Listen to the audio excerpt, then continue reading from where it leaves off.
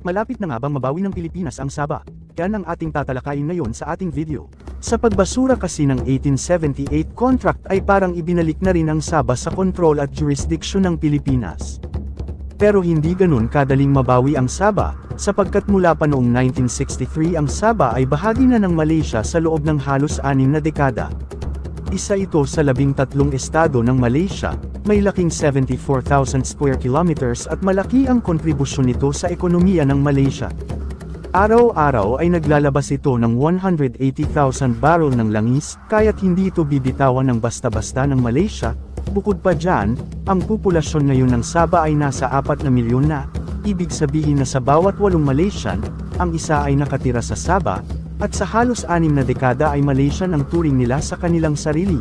Gayunpaman, ay tiwala pa rin ang pamilya ng Sultanato ng Sulu, at maging ang gobyerno ng Pilipinas, na mababawi pa rin natin